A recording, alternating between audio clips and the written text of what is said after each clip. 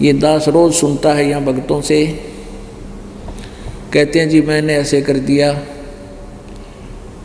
मैंने एक को आशीर्वाद दे दिया, मैं दुखी हो गया, मेरे ये तकलीफ़ होगी, वो तकलीफ़ फिर शुरू होगी। अरे तुम आशीर्वाद देने जोगे हो नहीं, तुम क्यों अपनी दुरुक्ति करवाओ हो?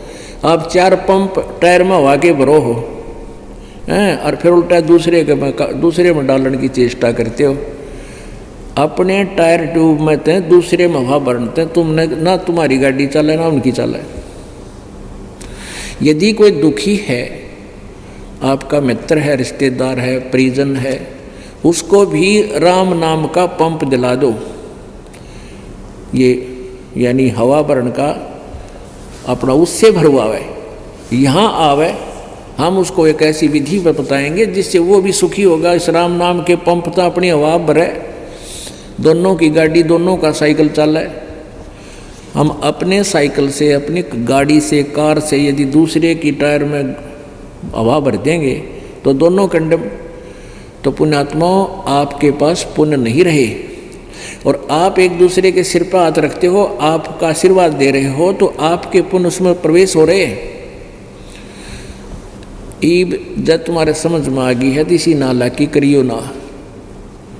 पहले क्या होता था कि सतयुग, त्रेता, द्वापर में और कलियुग के प्रारंभ में अभी तक ये मर्यादा चली आ रही है कि बड़ा जो व्यक्ति, जो बड़ा बेटा होता है, उसी का साफा बांधा जाता, पाग बोल रहे हैं उसने। और कई ऐसे देखे जो पिताजी जादू तंत्र करता था, कोई झाड़ा झूड़ा लाया करता, वो अपने बेटे को आशीर्वाद दे गया, मरती आना, फिर वो लान लग गया।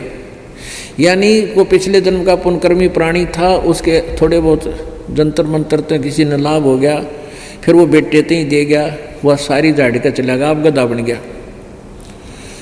और वो बेटा फिर रही खिया पनीर कुछ पिता की दी, उसने सारी बर्बाद करके आप पशु बन जाएगा।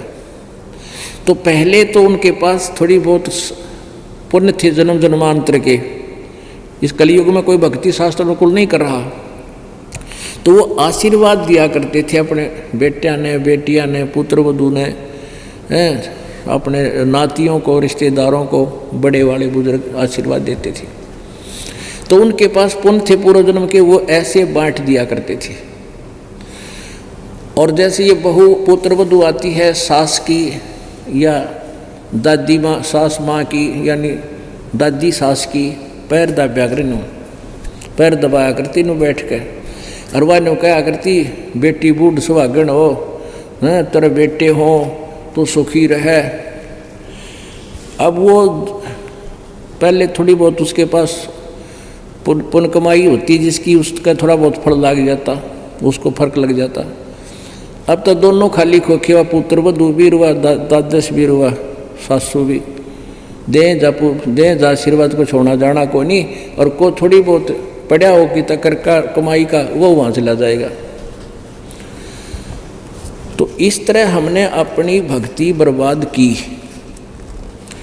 अब ये भी एक मर्यादा है, इसको नहीं अपन लेना, ना दूसरे से आशीर्वाद लेना चाहिए हमने। क्योंकि भगत तो देखो ना, बिना भगत देंगे उनमें वो पानी को ना जिसकी हमने जरूरत है, उसमें तो मेरे और कि मैं भरा पाओगा। और वो आपके शुद्ध जल में कोई डाल दे खारा पानी, कौन डलवाएगा? आपका मीठा पानी बर्तन में, और कोई नो कहे मेरे द्वारा ये खारा पानी है, और उस मेरे पास ये जल है और वो खारा है। आपको तो पता है, जो भक्ति नहीं करते उनके पास भक्ति है ही नहीं, वो क्या देंगे? अपने पाप डालेंगे आप में। तो खारे पानी ना हम अपने शुद्ध पात्र में, उस मीठे जल में कतई नहीं डालने देंगे। समझता वो गीत है, वो बाल काला काम होता है कोई कि मैं गद्द मद करें जाओ। तो ऐसे इन मर्यादाओं को घड़ा निभाना पड़ेगा आपने। ना आशीर्वाद देना है और ना ही किसी से लेना है, और न ही किसी के चरण छूने हैं। अब यहाँ क्योंकि जगत का और भगत का आपस में विरोध क्यों होता है?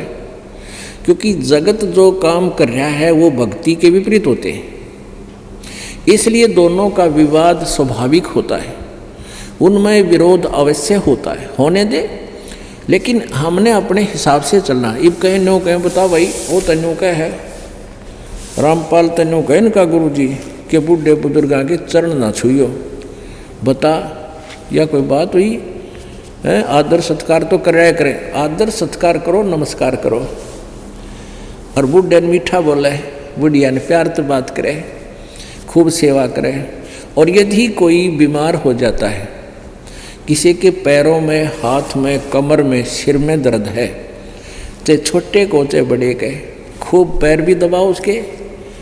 एक पूजा के लिए नहीं, एक सेवा के लिए, एक कर्तव्य समझ के कि दुखी दर्द बीमार शुमार की और सेवा करना हमारा कर्तव्य है। तो उसकी खूब सेवा करे, सिर दाबना, सिर की मालिश करे, हाथ दाबने, हाथ भी दाबे, पैर भी दबावे, खूब दर्द होता है, वो शौकिया नहीं करवावे और ना करे।